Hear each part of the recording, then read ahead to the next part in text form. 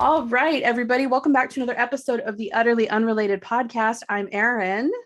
And I'm Megan, and we're bringing you the GPC of Utterly Unrelated. This is all the scrap room floor. Ooh, scrap room floor. This is our tidbits. This is stuff that didn't make a whole episode, but was too cool not to let you guys know about. Yeah, and it's named after the periodical in the Tri-Cities area that is titled the same, Tidbits. That's okay. The GPC, yeah, because I was going to ask, what is the GPC? Oh, GPC is like these terrible cigarettes. They're probably still around. Every dude named Gary was stoked. Every dude named Gary was like, they're Gary's personal cigarettes. I don't know why I know so many dudes named Gary. Oh my God, totally. I dated a dude and his dad smoked GPCs and his dad was named Gary. Oh man. Gary's personal cigarettes. So yeah, now you know that. I remember those bad boys. Yeah, they were really bad. But GPC, it was rumored, was just all of like the floor sweepings from better companies like Marlboro. I remember that. Yeah, and I mean, I've smoked them, and maybe I feel like they contain maybe a little bit more hair than is legal. Dude, I think you're right. And not just like human hair, maybe like rat hair. No, definitely rat hair. Yeah, I mean, human hair perhaps, yes, but definitely rat hair for sure. And it definitely burned so bad when you would take a drag. Oh God, I know.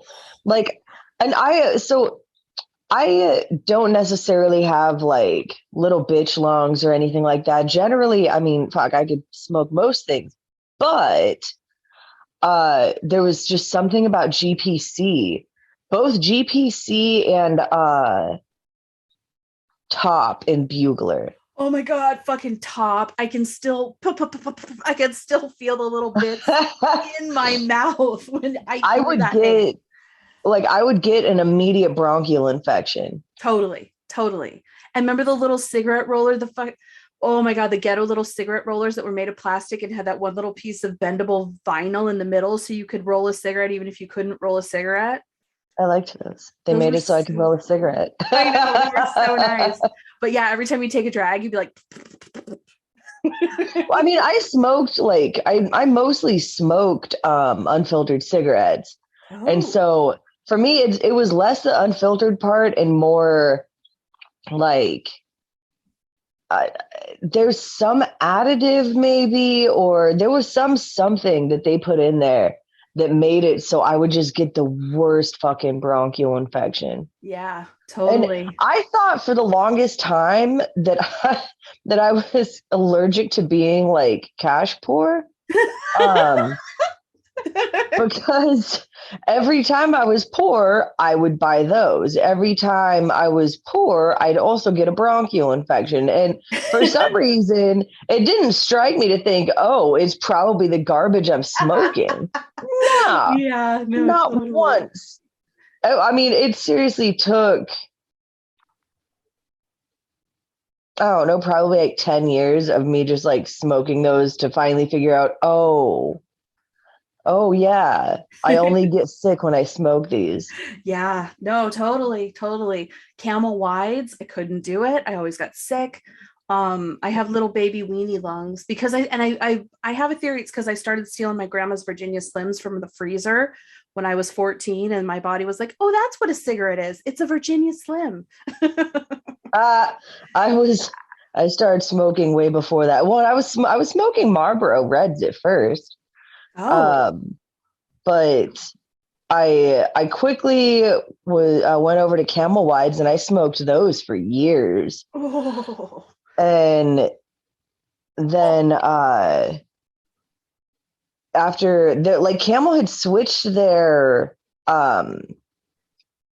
blend or their something, they switched something, and it also started giving me kind of like a similar, bronchial infection. And so that's when I started smoking Lucky Strike unfiltered. Oh, shit. So like you'd imagine like smoking all of those things, I would be able to smoke like, toenail clippings and it would be fine. Probably, And I yeah. started smoking when I was like really fucking young. By 14, I was like a pack a day, like old Madge type smoker. Damn. Oh yeah, I was smoking a lot of cigarettes by 14. Um, and so you'd imagine, yeah, that I would be able to just smoke anything, but no, my throat is hurting thinking about smoking top cigarettes right now. Mine too. My tongue is like not happy with the taste that it's remembering at this moment. Ugh. So today we're going to do something a little different. We've each got a little something we're going to talk a few minutes about. And then we're going to flip on our creative switches. And I am very excited to read for you a piece that I wrote for my other podcast called the Sleepy Knots Podcast, one of my most popular episodes that actually was Meagan inspired. And if you're not aware, my Sleepy Knots podcast was a podcast where I wrote celebrity centric satire sleep stories, which is a whole mouthful. And it was just basically silly stories read to calming music that could put you to sleep if you wanted, or you could laugh. So I'm going to share one of those today. And then Meagan has something she's prepared that I'm very excited to hear. Yeah, I'm gonna tell a story, but like I'm a different person, not me. I love it. So it's Yeah. it's a little different, but it's, you know what? It's a well-earned break after all the hard work that we've done lately. So we're just going to bring you the fun stuff instead of the deep intellectual stuff today. Yeah, we're not gonna talk about heady stuff even once. And also, I have to apologize to anybody who saw our YouTube video that I put up of our true or false Mandela effect. I wanted to apologize because initially I had misunderstood and I titled it The Mandela Effect Debunked, which is not, in fact, what it was at all, and have since amended. So I wanted to apologize if you saw that and you were misled by that. That was not my intention. I thought I was being cute and ironic. Clearly, I was just being a little overzealous with the word debunked. So my apologies. Check it out. I'm not debunking anything. Meagan is not debunking anything. And it has been appropriately retitled and redacted. Is rebunked. We rebunked it. So yeah, so with no further ado, let's dive in. Do we want to do stories first or little tidbits first? Whichever. We'll do tidbits. Okay. I'll do tidbits, you do stories. We'll That both sounds do good. whichever one we want. That sounds good. And then we'll flip it. You go first. All right. I have a bunch of little tiny random facts. Yes. I'll just pepper throughout things. The different types of corks are known as flavors. Corks, like corks Yeah. in bottles. Flavors. No, like quarks, like in quantum physics, QUARKS. Oh, they're known as flavors. Whoa. Yeah. Did someone try to taste them, I wonder, at some point? I mean, I guess kind of we're always tasting them in one way or another. Touche. I like it. Flamingos can drink boiling water, and their legs are pretty much made of fingernails. What? All of those things. Yeah. Do they not have intestines that get boiled alive if they drink boiling water? No, they they have a bunch of stuff that will make it so they just don't die. One of the things about them is they can like just chill in salt flats that usually kill stuff. You know how like you'll see like footage of a salt flat and everything's dead and mummified and skeletonized like immediately? Yeah. Yeah, they don't give a fuck. So they're like the honey badger of birds? Yes, 100%. Ooh, and their legs are made of fingernail stuff. Fingernail horns. Oh, guinea pigs' teeth keep growing. Oh, I love guinea pigs. Oh, They're really neat. If I ever end up a widow and I don't plan to remarry after, I'm just going to have all the guinea pigs in the world and we're going to live in an old, like rundown manor home. And it's just going to be me and the guinea pigs. That's like my wild dream for my latter years. You could go to Peru and get like some just feral ass guinea pigs. Oh my like God. street guinea pigs. These are the trash dogs of guinea pigs. Yes. And then they can just, instead of me having to like file down their little teeth or buy them special things, they'll just walk over to the asphalt and go themselves and file down their teeth Mhm. because they're That's fucking, exactly it. they're, uh, yeah. And then I'll get a Yeah. capybara to look over them as like their jailer. That I mean, I was thinking more like their cider house rules matron, but yeah, okay. would have been more romantic. Yeah. Oh, Um, so do you know when you go and you get a recipe and you have to sit through like an 80,000 word essay on every time the person's ever seen a blueberry? yes. Yes. All the food bloggers. Yes. Do you know why they do that other than they are just up their own ass? Why? Because you can't necessarily copyright or trademark a recipe. And so that makes it so it's harder for people to go and steal all that shit because it's linked into all of it. Wow. It's an itty bitty little loophole. Holy shit. Yeah, Yeah. that's why we have to put up with that shit. Oh my God. And seriously, food bloggers, I know you're making a lot of money off your ads, but if your ads prevent me from scrolling down, I'm not going to be on your site. Just FYI, if I get pop-up after pop-up and I'm just trying to jump to recipe, or if you don't have a jump to recipe button, Oh my God. fuck that. I'm sorry. I'm being really real here. I'm never going to try your recipe. If you do have a jump to recipe, I hope good stuff happens though. Oh yeah. I'll jump to recipe, I'll print it, I'll make it, and I'll fucking praise it with all stars, all the stars you need. I will put in a review. I will share it with my whole family. But if you have one more goddamn ad source pop-up that tries to tell me that I need a new fucking razor when I'm just trying to look up how to make a goddamn dessert kugel, I'm going to boycott you actively. I get it. Everyone wants to make a buck, but maybe I just want to make a fucking kugel.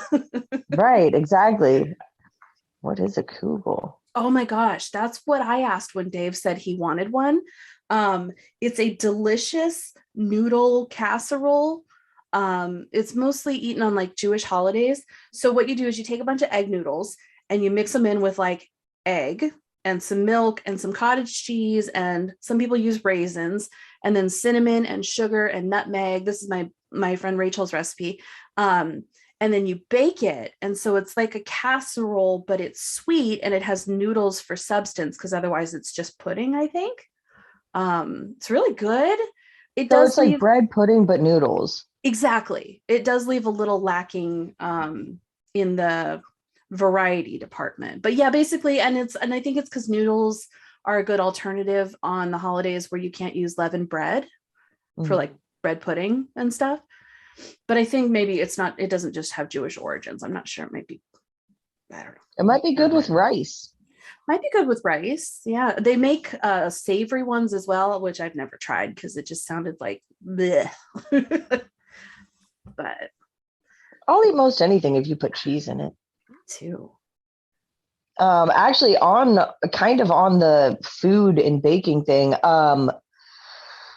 less of a tidbit and more of like a pet peeve in me just being kind of a dick about something because I know about it. I see this a lot less now, but I used to all the time see like dumbass post on Facebook or just hear like somebody be like, well, margarine's only one molecule away from plastic. And it was like, well, first of all, Yeah. that's not really how molecules work. You have anyway. Second of all, a lot of stuff is only one thing away from stuff. So, like water and hydrogen peroxide, only one thing away. You just put a little bit of extra something in there, and you got like there's a lot of shit that's only like one fucking atom of this or like one particle of that. Like, so no, fuck you. Dude, Fuck you for no. And hell I'm yeah. not defending margarine. I don't fucking like margarine. But I'm just saying that's a stupid argument put out by somebody who has no idea what they're talking about. And it makes me mad every time I see or hear it. Okay, so I'm technically one molecule away from being a werewolf, right? I just need the werewolf molecule and then I'll be a werewolf. Um, so if you have that molecule, you can send it my way. I'm curious about this one molecule thing. I will do some backyard fucking underground science if you have a werewolf molecule. No problem. No questions asked. I'll just ingest it. It'll be fine. I'm I not sure that mean, that's how molecules work, friend. well, we're going down this reasoning of like, I Your don't stomach think acid would digest it and totally. it would not. Erin, that's not how things work. But in this reasoning, with the No, margarine needing one more molecule, it's the same thing. I just want to be a no. werewolf. Can I be a vampire? It's not even that it needs one more molecule. It's like if you trade this for this, then it does that. And it's like, no, that's a lot of shit. Yeah, that is a lot of Like, shit. no. So, okay, like water is Okay. 2 hydrogen and 1 oxygen. If you do 2 hydrogen and 2 oxygen, then it's hydrogen peroxide. You see Yes. what I mean? Yeah.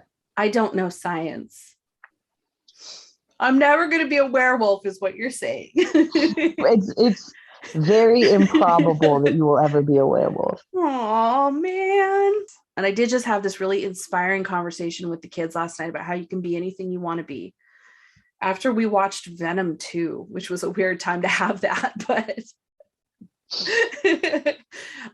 we didn't finish it. We turned it off in the middle of it. So you can tell Was them it bad? that. It it was it was not great. It was okay, it was funny. It was so funny. I know. I Um wanted to keep watching it. I wanted to see how it ended. I didn't yeah, want to leave. I know. Wolfie freaked out in the middle of it because it was like way past bedtime and he was like, "Oh," and I'm like, "But Venom is so funny now. He's making jokes and Yeah, I liked it. I liked it too."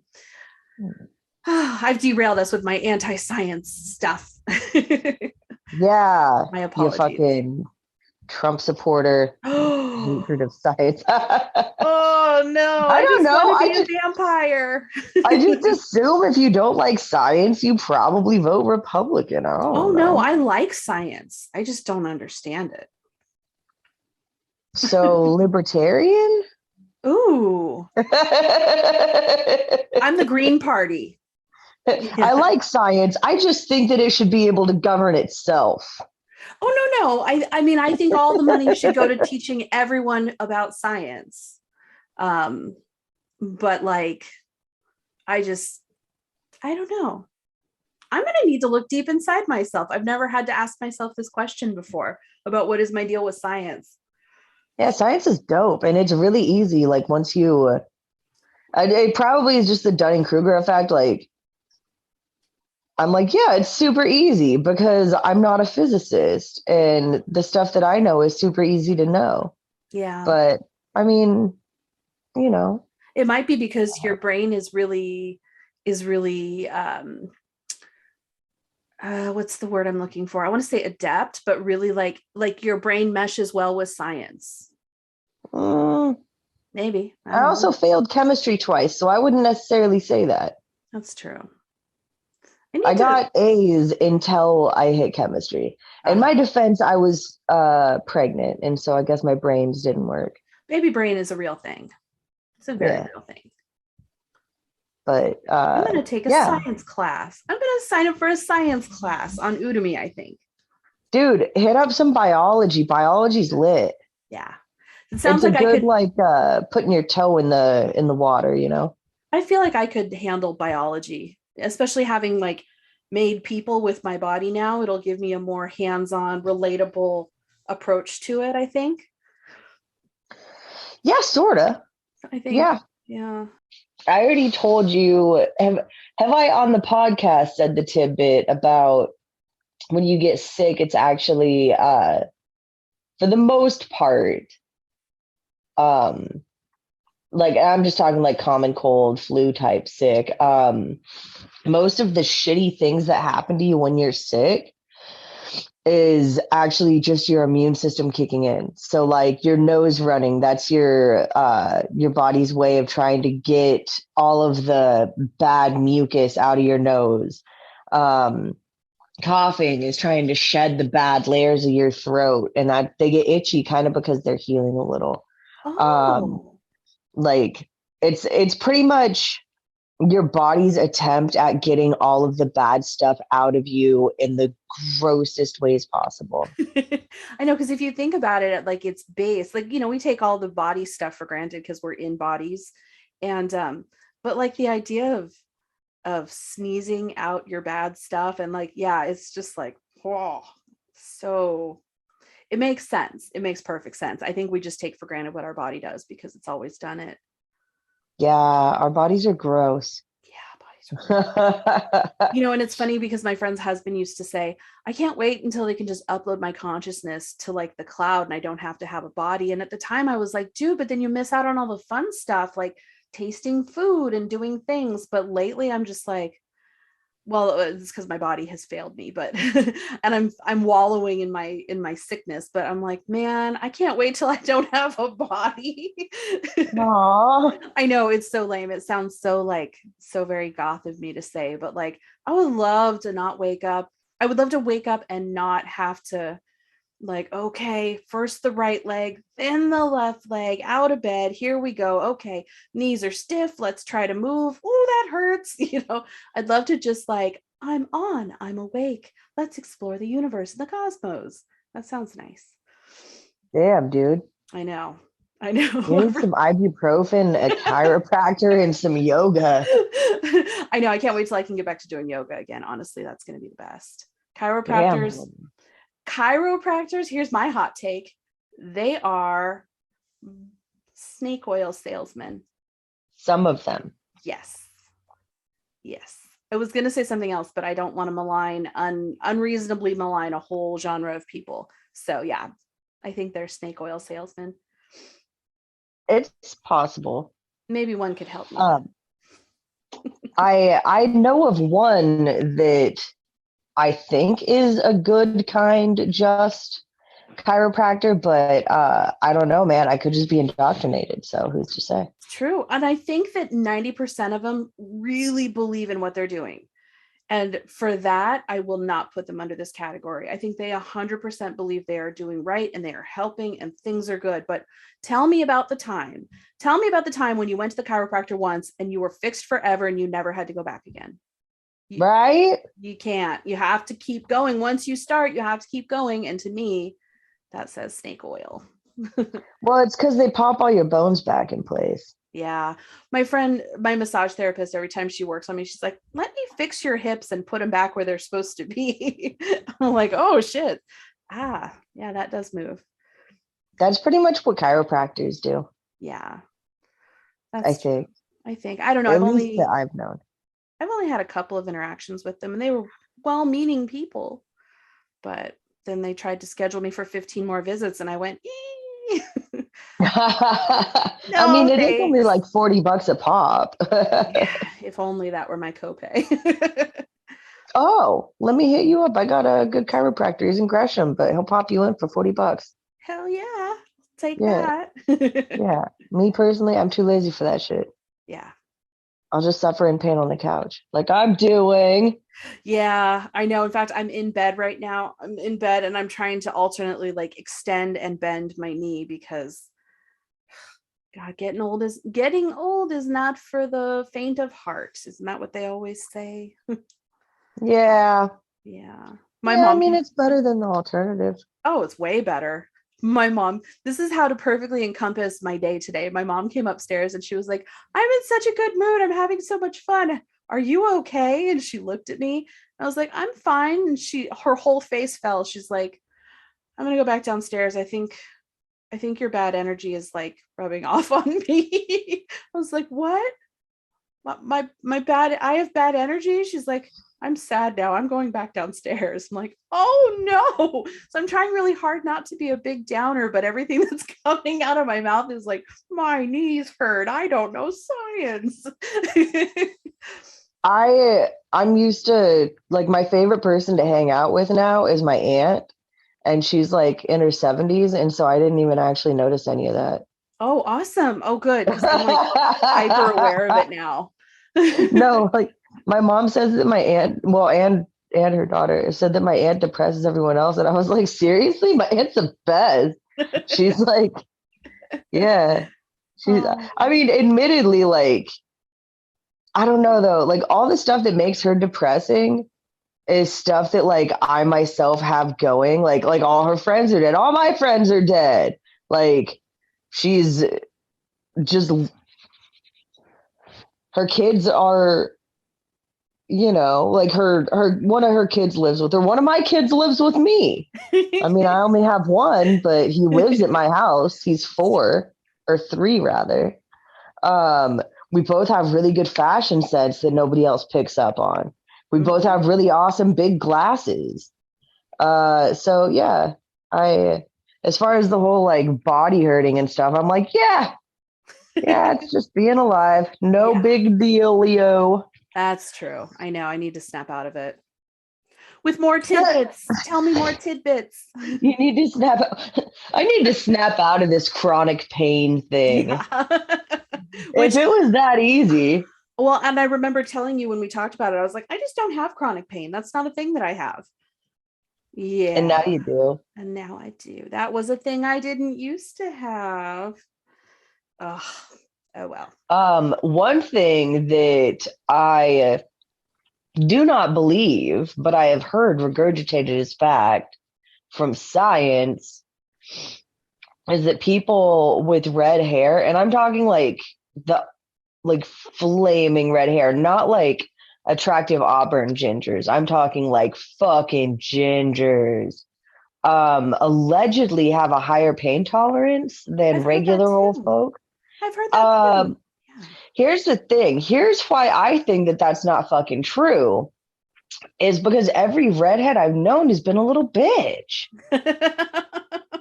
Oh no. So I don't find that to be accurate in the slightest. I would venture to say, other than like old people who have been dealing with chronic pain like forever, I have a really fucking high pain tolerance. Like I got the outline for my back tattoo done in like 7.5 hours. I didn't flinch the whole fucking time. Wow. I went through childbirth. I didn't even get an epidural until like, I don't know, I had about a half hour of birth left in me.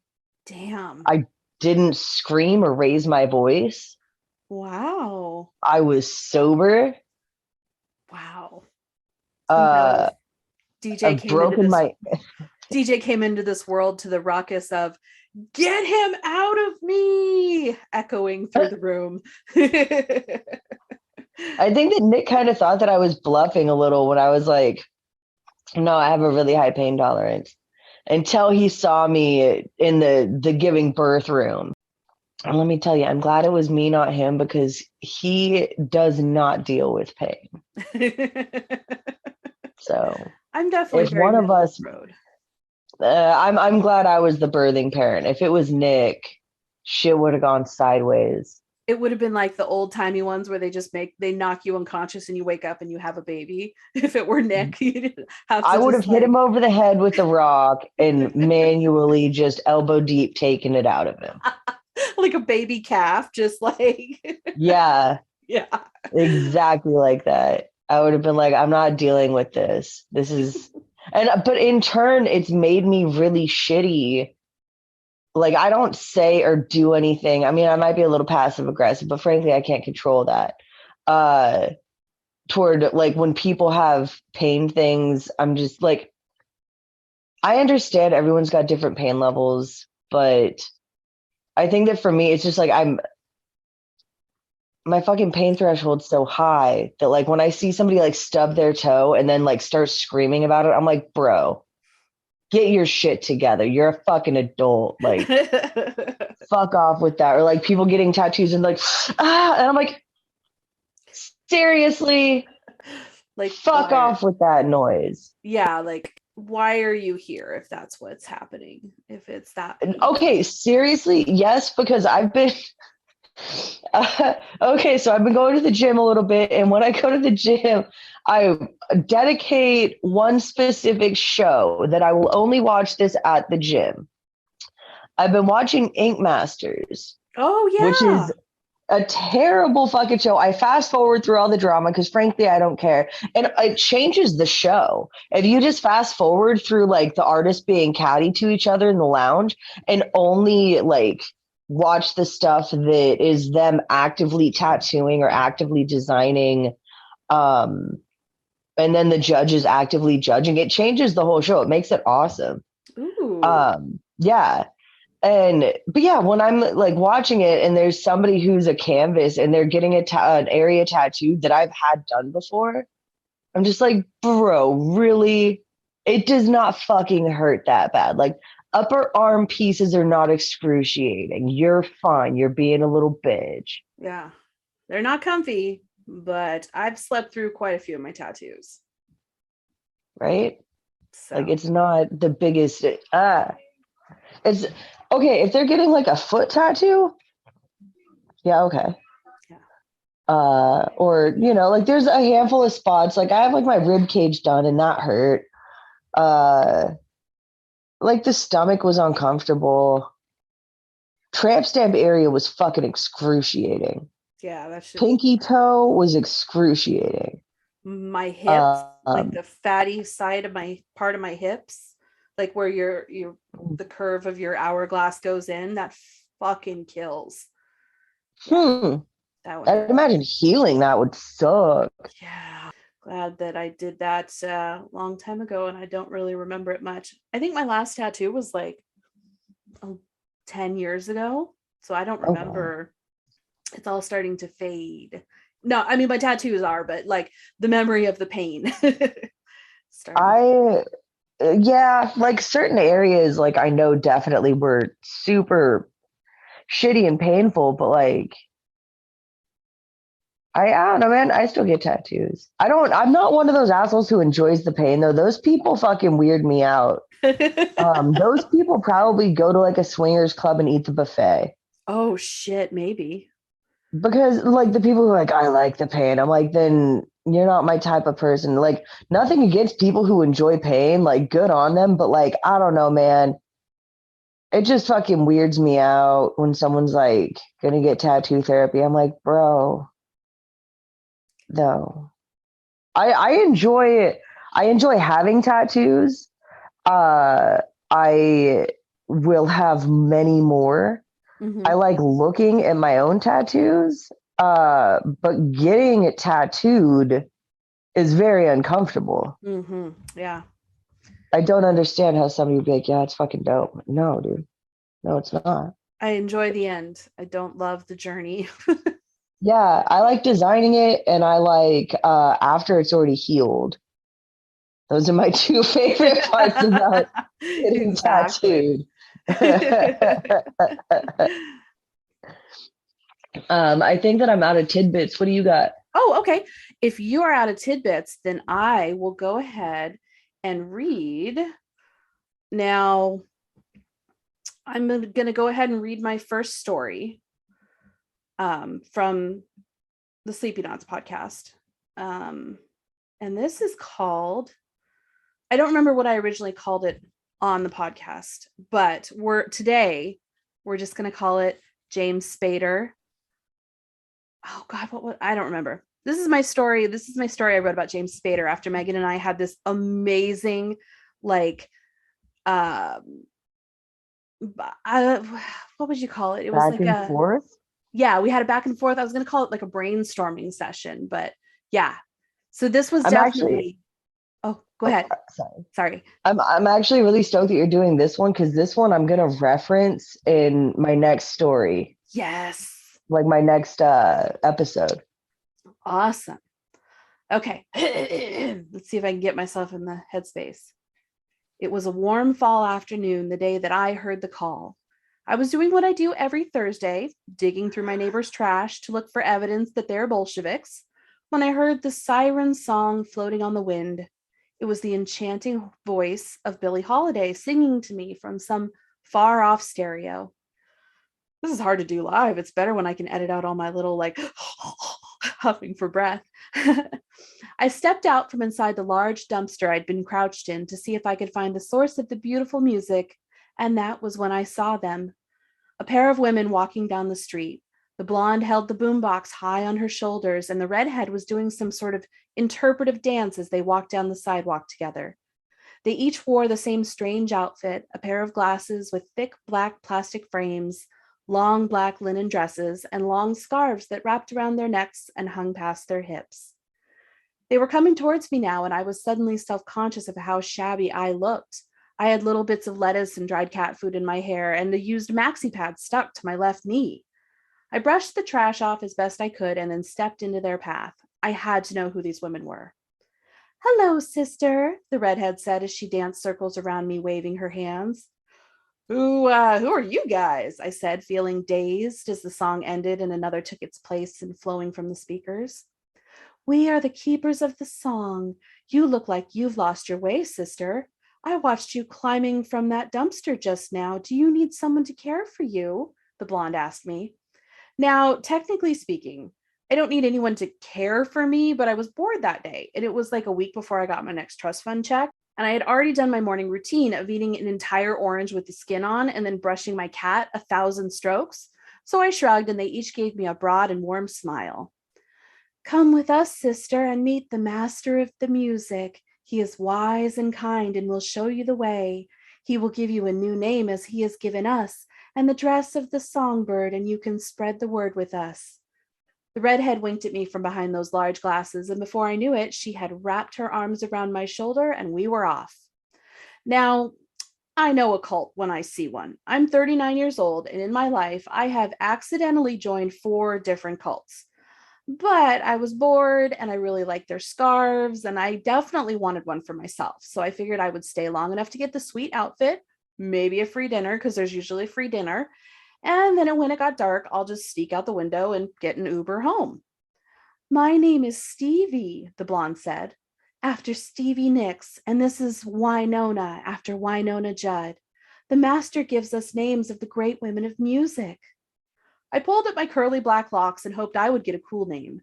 Maybe Cher from the 80s? Who knows? They whisked me 2 blocks away to an apartment above the Trader Joe's on Burnside. "The master is here. Knock 3 times and he will beckon you to enter." And with that, they left me standing in a hallway. I looked around to see if there was anything worth stealing, but there was nothing, not even a welcome mat. So I knocked, and within a moment, a booming voice said, "Enter."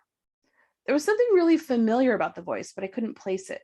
I opened the door, and inside the loft apartment, a large set of speakers played the Rolling Stones at a low volume.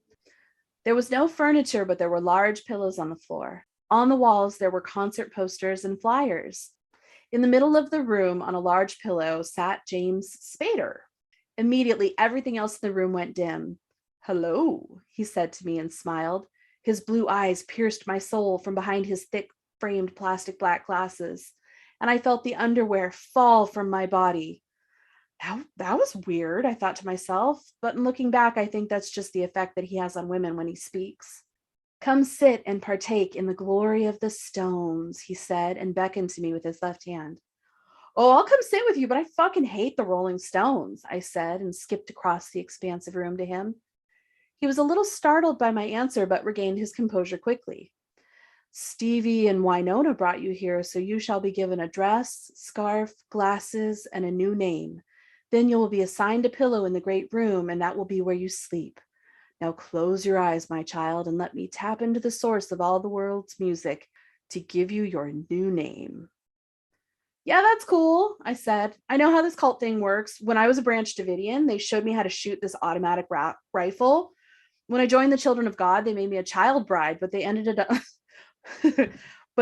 abandoning me in the middle of the night in downtown Calgary, which was cold and kind of crappy. I don't know why. Maybe they just had like one too many child brides. Then there was the time that I was kidnapped by Scientologists because they mistook me for Leah Remini, which was like a compliment at the end of the day. But they realized that when they realized I wasn't her, they sent me to the what is it, the boat university or whatever.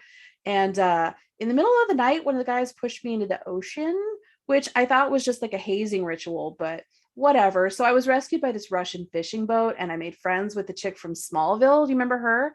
I mean, and she was living in Vancouver and she took me to this meeting and I got this sweet brand like right above my cooter. I begged them to let me stay, but they said that Nexium had enough members. And then they had me go to New Seasons on a run for more hummus. And when I came back, they were just like gone. James Spader clamped his hand over my mouth and said, "Enough, sister. Your new name is Anne, after Anne Wilson. Here's your scarf and your dress. And those glasses aren't prescription, but they are required. So never take them off. Now you can just go join the others for a meal of toast and beans. And tomorrow you're on street duty. So you don't need to come back here and talk to me anymore. You're good. You're in." I nodded my head enthusiastically. Dude, if you need more members, I can do that. And I don't even need to walk the streets. I have a ton of followers on Twitter and I can just tweet that you have a cult and I can do like hashtag influencer. And I've already tagged on Facebook where I am right now. So people will just come. No, Sister Anne, that's not how we do things. This is not a cult. It's a movement. It's a music movement. Please don't tell people that I'm a cult leader. I'm the master of music. Yeah, no, I get it. I said, you can't say cult. I remember when David Koresh got really mad at me for saying cult. And he said that God had sent me to test his patience, which was like a really big compliment. So like, if you just let me hang out with you, I can. Sister Anne, you need to learn the value of silence, James Spader said as his blue eyes narrowed at me. I can take a hint and I know what's coming next. When do we consummate things and you make me head wife? Because like, that is definitely the only spot I belong in. I started to try to reach for his pants and he gagged a little and pulled away. Um, Sister Anne, we don't do sex things in this cult. I mean, movement. You're confusing me. Besides, you have cat food in your hair and you smell like, is that old pennies? Oh no, that's the used maxi pad that's stuck on my leg, I said. That's just from the dumpster this morning. Are you sure you don't want to try to make me first wife? Okay, tell you what, Sister Anne, you go downstairs and stand outside, and one of the other sisters will come get you and tell you when it's time to become first wife. Okay, just go. And with that, he stands and shoves me hard in the back towards the door. Oh, okay. I know you're doing like the White Fang thing, right? Where you're testing me to see if I come back. He shudders a bit, dry heaved a little, and shoved me out the door. I headed downstairs to wait, and after 5 minutes, I got bored and saw another full dumpster just behind the Whole Foods. The end. And that's my James Spader story. That's a great story. Thank I put you. myself on mute so people wouldn't have to hear me just chuckling. Oh, thank you. Oh, it's a great story. I love it. I'm proud of that one. I can't wait to hear your story. Your turn. So I made up this story and here it goes. I'll do the same. So I'll mute myself and I'll put my thing down for you. okay, cool. Okay. All right. So there was this vampire and his name was Ricardo and he was really, really lonely. I mean, as a vampire nowadays, there's not really a whole lot a person can do. Luckily for him, it was the pandemic. And so I know that sounds weird to say luckily. You'd imagine that it would be kind of worse times for a vampire, but for him it wasn't because you could get everything delivered now. And there's so many delivery drivers that it's really, I mean, let's face it. It's not like the cream of the crop people doing delivery driver work. I know this because I'm a delivery driver. So he gets a little hungry and decides that he will try out the new local delivery app. And I'm not going to say their name because I don't want to get sued. So he downloads the app because there's like 35% off of your first order for new customers. So he's got several email addresses. So he's been milking this for a while.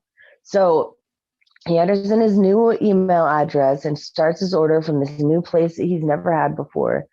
And the delivery person actually gets there pretty quickly. So he's stoked because he is hungry.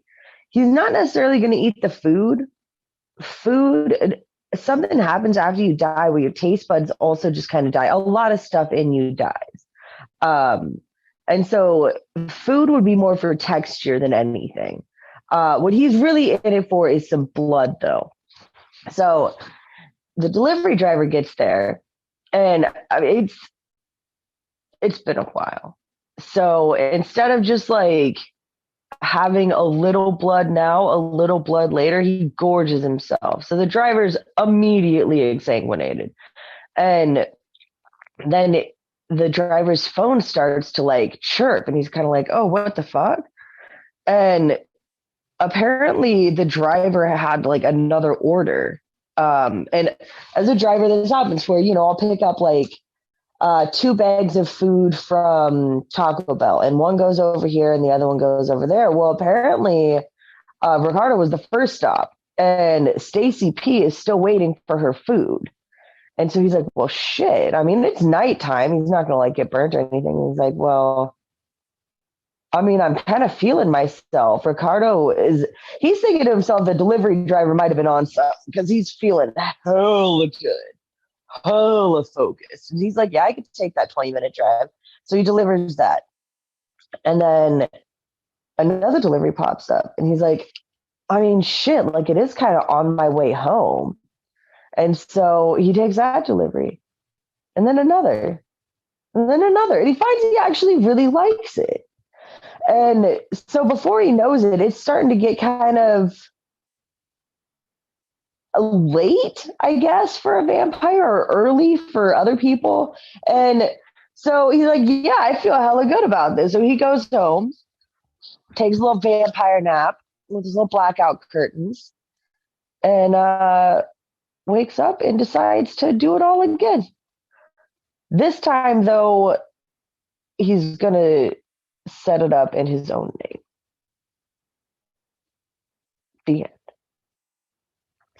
Also, if you guys do want to start doing some rideshare apps or delivery apps, Erin and I have some codes. We've got some codes. We've got some bonuses. We've got some codes, yeah. You know what I like best about that is, like, I just watched this movie, Only Lovers Left, about vampires who after thousands of years are just like, there's nothing left to fucking do. I just want to die. I think it's a fabulous way to sort of find a new reason to be. Yeah. Oh, got shit else to do. That's great. Yeah. So for our last little tidbit today, I'm going to do a hot take. I'm going to do my hot take on Mothman. Yes. Now, the reason I'm calling it my own hot take is because, you know what? If you want to know about Mothman, there's a bajillion podcasts and videos and movies and things that you could watch. I feel like you don't need me to tell you about Mothman. But I have a controversial theory about Mothman. I also have one about Bigfoot, but we won't talk about that one today. So I'm just going to go through a little, not quite enough for an episode about Mothman. So what is Mothman? Is he a demon, a harbinger of doom, a fallen angel, or just a chill cryptid that's hanging out doing his thing and people get spooked because he looks super metal? Is he a he? Is he a she? Is he a they and hates being forced into heteronormative general gender roles? Maybe all the things. By all accounts, Mothman is a single entity, unlike Bigfoot, where there's like legions. There's only ever been really like one Mothman talked about. He is human-ish with wings as tall as him, red eyes, and either no neck or a severe case of cell phone hunch. One of the two. Whenever we see him, he's just like no neck Joe. So here's a quick rundown. On November 15th, 1966, two young couples were driving home on the back roads of Point Pleasant, West Virginia, when suddenly Mothman swooped down from a rock and started flying next to them. They saw his eyes and all freaked out, despite the fact that once he realized they were spooked, he fucked off. He flew away. He didn't attack them. He didn't do anything. He just literally was flying. And they were like, oh my God, it's a demon. Like, can't a dude go for a night fly? For real? Um, come That's the on. curse of having wings. He found Right? that genie. He asked the genie for wings. The genie was like, okay. And he gave him some dope ass wings. But the thing is, nobody out here understands night flying. Dude, right? Which leads me to my point, which is Mothman is a maligned, misunderstood cryptid. So the sighting that happened near the TNT factory in town, which is literally where they used to make TNT during World War II. Very creative naming there. And It's a little on the nose, man. right.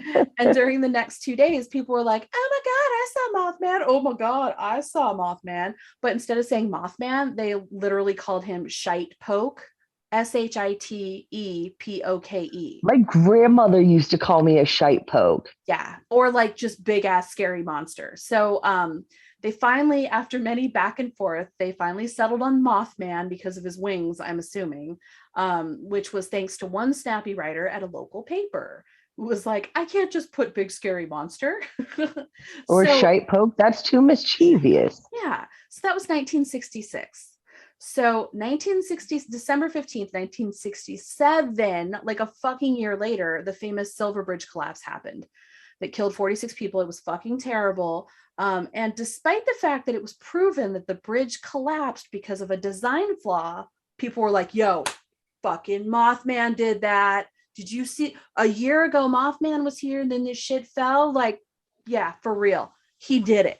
And he's like, a year ago, that's too close for yeah, me. too close for comfort. And he's like, dude, I just was sitting on my log in the forest, like humming a tune, eating some fucking trail moss. Really? I killed all those people? Yeah, so some people saw Mothman, and then mysteriously a year later a bridge collapses and everyone's like, you son of a bitch, Mothman. Was it a year to the day or just roughly a year? It was roughly a year. And so What? I know, right? So that's like saying I had That's diarrhea. unfair, dude. Dude, it's totally unfair. He's maligned. He's not a demon. He's just, ugh, Oh my it god. makes me so Yeah. mad. And Oh, it's like, that's like me going, like, I had diarrhea like a year ago, and Jeff Bezos just went to space. So clearly, Jeff right. Bezos gave me Gave me diarrhea. That that's motherfucker. some whole type of shit right there. Yeah. So that's long story short. I don't like what they've done to him. Historically speaking, I don't like it. He's maligned. So some people are like, oh my God, it's just, he's this big a moth or like a big owl with a snake in its beak or something, or like maybe he's a cryptid, he's a demon, he's an angel. You know what I think he is? Um, I think he's just an interdimensional creature that found a doorway out of time space and slipped into ours to like check it out. And he's like, well, what's in here? And he got stuck and became a scapegoat. I Um, have three new hot takes. yeah. So, is he an alien? Maybe. Is he a cryptid? 100%. Is he just a misunderstood interdimensional traveler? I think so. I think maybe. I think, you know what? He was on Mothman Planet or Mothman Dimension or whatever. And he was like, whoa, what the fuck is this behind this sweet tree? Oh, look, it's a little shimmering doorway. And he like put a foot in, and then he got stuck here, which is like, I don't know, the fucking, well, this is the Florida of the universe, right? And Yeah. he's like, dude, nobody looks like me. I thought maybe somebody would look like me here. It's all these like pasty little pale mice, and they don't have any cool wings, and everyone keeps blaming me for bad shit and calling me a demon. I'm not a fucking demon. And so that is my take on Mothman and why he is a maligned hero instead of a fucking harbinger of doom. And we should give him the respect he deserves in the form of like sexual favors and pastries. I don't know, whatever he wants, because he's You like had me until right then. I mean, some people would probably be into it. I'm not saying I wouldn't look at a picture of his dick, Yeah, but honestly, that goes for most people. I just always wonder what a person's dick looks like. dude, always. So I have a question. When you said an eagle with Oh, with a snake? Yeah. yeah, okay, so is it always an eagle with a snake? So what it is there's one famous picture of what everyone has said is Mothman. And when you look at it, you're like, I see some wings and some shapes. And the naysayers like, that's an owl with a snake. And the snake is supposed to explain like the leg looking part, I guess. But it clearly looks like a humanoid with wings just flying in the night. I'd like to see that. I will, you know what? We'll post it. Yes, I'll send it to you. My I have a few just from all of that. Okay, so he's definitely spitting some like newly divorced dad vibes, right? Right. Yes.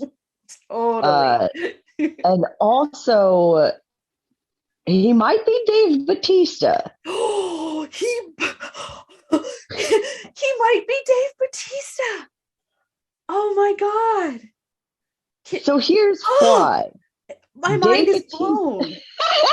So Dave Bautista doesn't have a neck, just like Mothman. That's true. And the timing fits. The 60s. It totally fits. Also, Dave Bautista, what if instead of all of that muscle, some of it is just a human skin sack and it's where he puts his wings?